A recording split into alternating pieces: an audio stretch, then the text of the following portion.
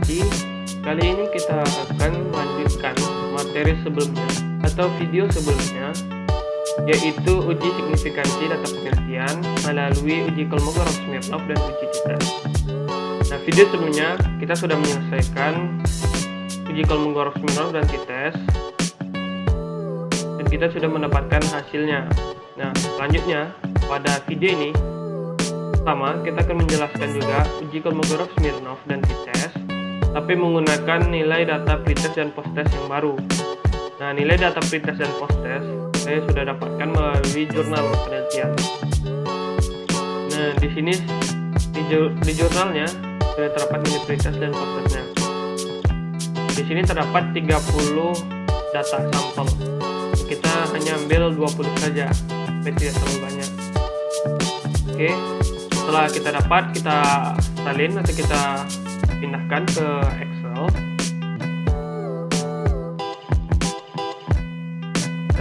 Setelah teman-teman nyalin, jika terdapat nilai pretest dan post-testnya tidak berurut, maka kita harus berurutkannya.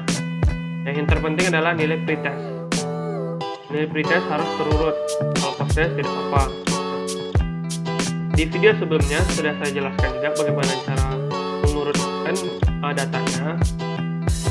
Tapi di sini saya akan jelaskan kembali.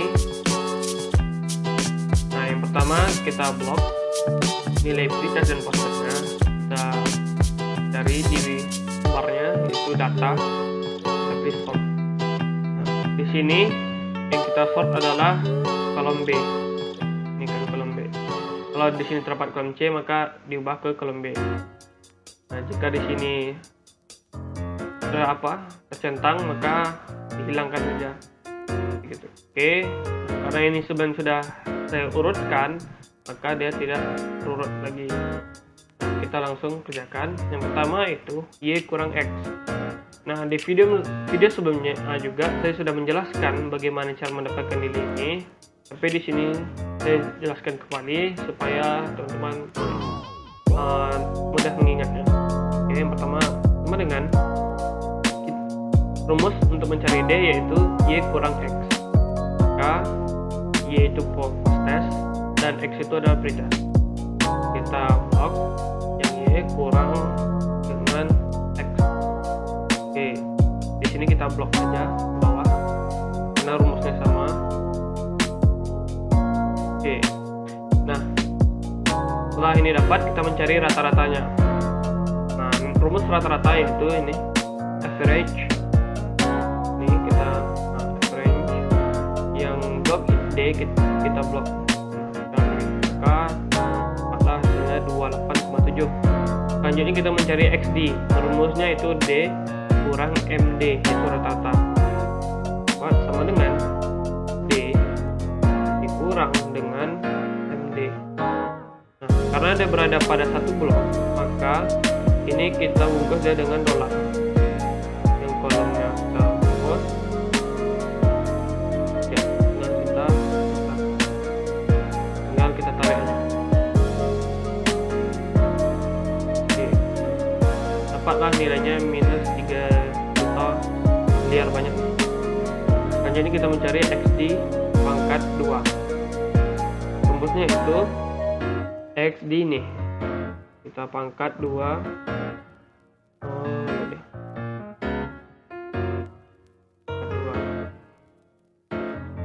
Tinggal kita enter. Tarik. Oke. Nah, jumlahnya, rumusnya itu sum sama dengan sum. Ini sudah saya jelaskan juga di video sebelumnya. Teman-teman bisa melihat di video sebelumnya. Nah, ini sudah kita dapatkan jumlah ini sama dengan sigma. Contoh XD berarti sigma XD. XD pangkat 2 berarti sama dengan sigma XD pangkat 2. Nah, selanjutnya kita hipotesis dan mencari rumus T hitung. Hipotesis H0 itu tidak ada perbedaan rata-rata skor sebelum dan sesudah. Kalau H1 terdapat perbedaan rata-rata skor sebelum dan sesudah. Nah, rumus T hitung yaitu ini D25 yaitu ini rata-rata per, kita bisa lihat nih rumusnya MD itu rata-rata nih per, karena dia akar maka kita menggunakan rumus SDRT. Nah habis itu sigma X di pangkat 2, itu yang saya bilang tadi, X di pangkat 2 itu sigmanya nih, jumlah. Maka kita blok ini namanya per.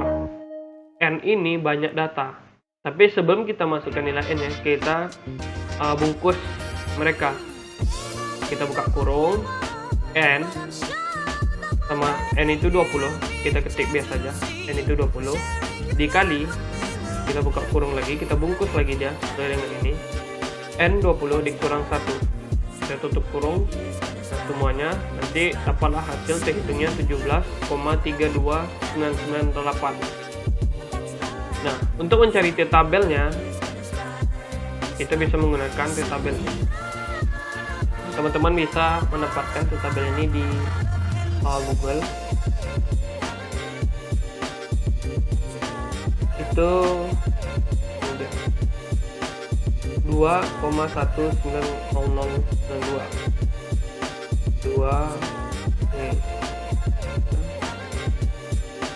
ini 18 210092. Kenapa dia di 18? Karena 19 ini sudah terpakai pada uji t-test. Di sini yang kita pakai itu karena sudah terlepas. Di video sebelumnya sudah juga saya jelaskan, teman-teman bisa melihatnya lebih jelasnya. Di sini saya menjelaskan secara gambar besarnya aja. Nah, setelah dapat, maka kita lihat kriterianya. H0 diterima apabila min T lebih kecil dari T hitung, lebih kecil dari T tabel. Nah, kalau H1 diterima apabila T hitung lebih besar dari T tabel. Di sini kita lihat T hitung itu 17,32998, sedangkan T tabel itu 2,1, berarti yang diterima adalah H1. Maka kesimpulannya adalah tolak H0 dan terima H1. Nah, untuk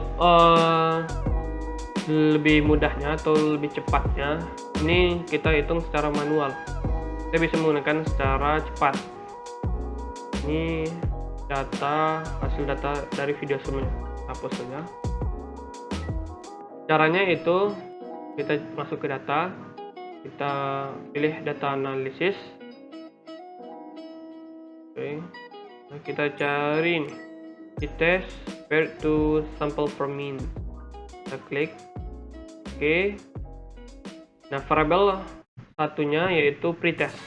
Dan kita blok. Oke. Variabel 2 itu post-test, dengan kita blok. Lalu kita klik OK.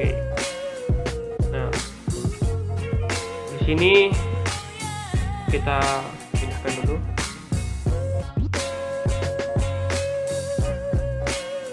Nah, nilai terhitung itu adalah T-start dan T-tabel itu T-critical 2. Nah, ini kita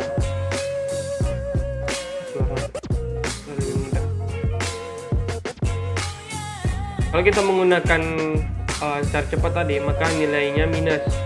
Nah, ini tidak apa-apa. Ini bisa kita ganti aja ke nilai positifnya. Kita lihat, dan nilainya 17,32998. Nah, hasilnya sama, 17,3. Nah, selanjutnya tabel juga sama, 21. Ini digenapkannya. Oke.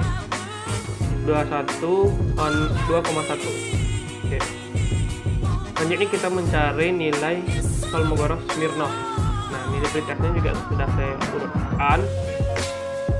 Nah, ini saya bahas secara garis besar saja karena sebelumnya sudah dijelaskan.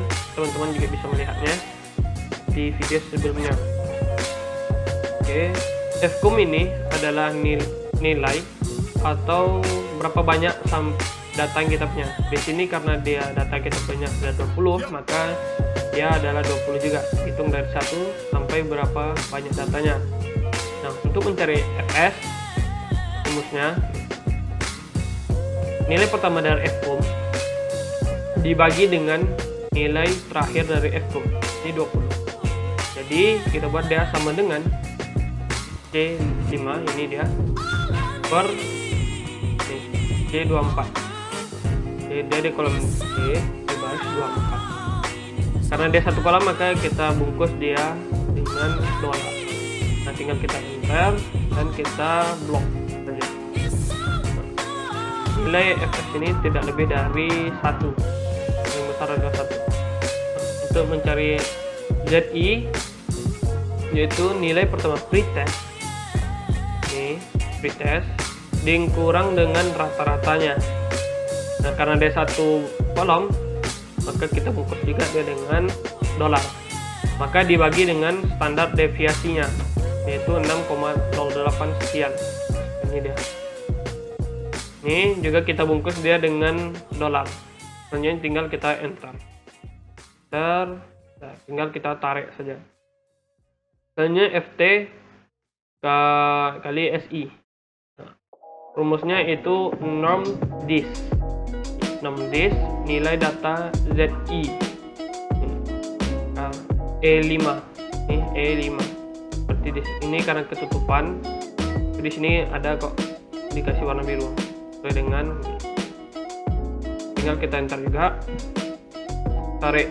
Nah, selanjutnya mencari F kurang FT, itu menggunakan rumus sama dengan ABS atau absolute dalam kurung, yaitu FS nih, FS dikurang dengan FT. Ini tinggal kita enter saja. Nah, hasilnya dapat, tinggal kita tarik aja. Nah, ini sudah dapat dihitung. Oh ya, saya belum jelaskan yang ini rata-rata sama dengan rumusnya itu average. Nah, untuk standar deviasi menggunakan rumus STDEV. STDEV kita blok pretestnya.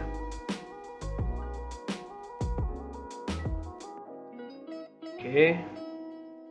Selanjutnya ini dihitung rumusnya adalah max. Sama dengan max, kita blok nilai ini. Nah, tinggal kita enter. Nah, kata tabel itu kita menggunakan ini ada kolom tabelnya. Ini bisa didapatkan juga di Google. Nah, dia berada di 0,301. Karena kenapa dia di 19? Karena kita lepaskan satu data dan menjadilah dia 19, 0,301.